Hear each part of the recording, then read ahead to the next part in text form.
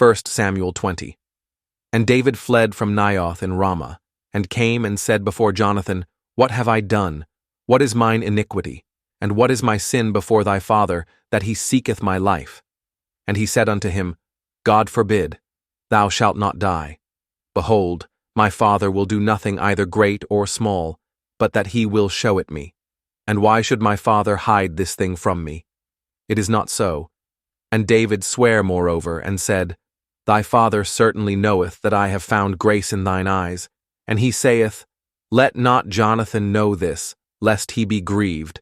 But truly, as the Lord liveth, and as thy soul liveth, there is but a step between me and death.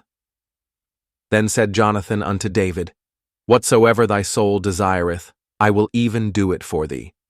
And David said unto Jonathan, Behold, tomorrow is the new moon, and I should not fail to sit with the king at meat, but let me go, that I may hide myself in the field unto the 3rd day at even. If thy father at all miss me, then say, David earnestly asked leave of me that he might run to Bethlehem his city, for there is a yearly sacrifice there for all the family. If he say thus, It is well, thy servant shall have peace. But if he be very wroth, then be sure that evil is determined by him. Therefore thou shalt deal kindly with thy servant, for thou hast brought thy servant into a covenant of the Lord with thee.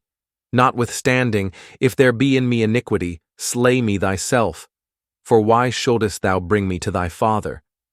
And Jonathan said, Far be it from thee. For if I knew certainly that evil were determined by my father to come upon thee, then would not I tell it thee? Then said David to Jonathan, Who shall tell me? Or what if thy father answer thee roughly?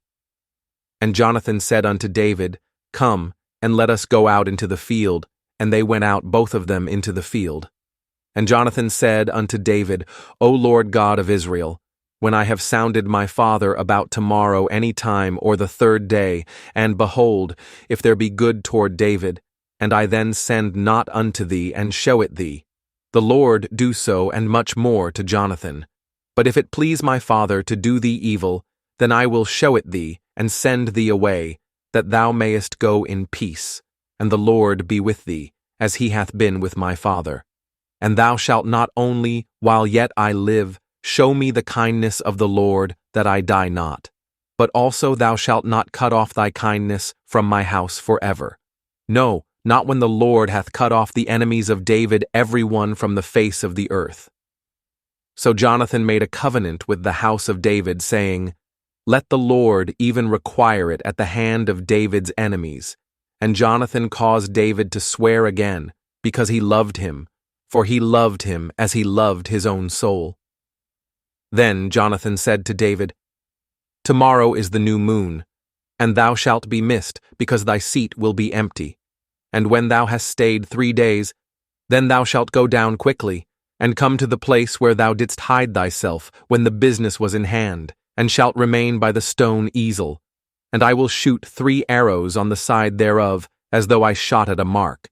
And behold, I will send a lad, saying, Go, find out the arrows.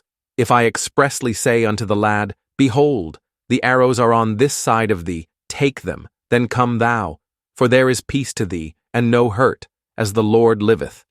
But if I say thus unto the young man, Behold, the arrows are beyond thee, go thy way, for the Lord hath sent thee away.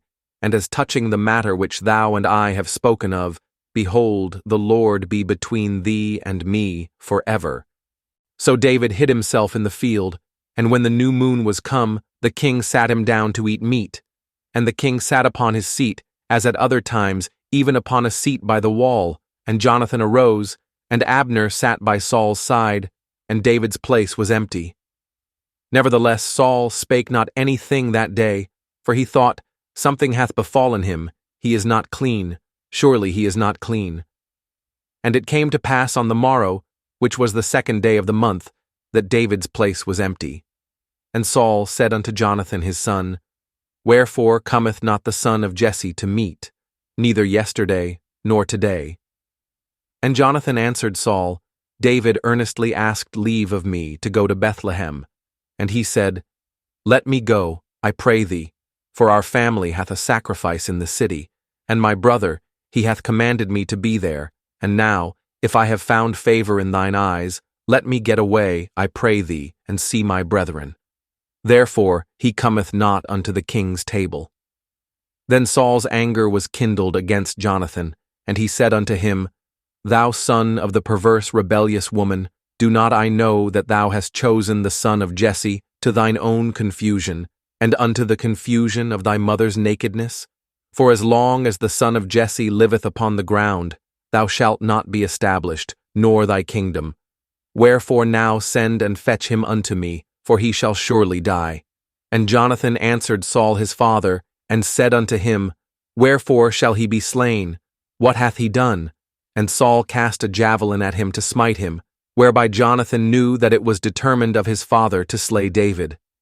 So Jonathan arose from the table in fierce anger, and did eat no meat the 2nd day of the month, for he was grieved for David, because his father had done him shame. And it came to pass in the morning that Jonathan went out into the field at the time appointed with David, and a little lad with him. And he said unto his lad, Run, find out now the arrows which I shoot. And as the lad ran, he shot an arrow beyond him. And when the lad was come to the place of the arrow which Jonathan had shot, Jonathan cried after the lad and said, Is not the arrow beyond thee? And Jonathan cried after the lad, Make speed, haste, stay not. And Jonathan's lad gathered up the arrows and came to his master. But the lad knew not anything, only Jonathan and David knew the matter. And Jonathan gave his artillery unto his lad, and said unto him, Go, carry them to the city.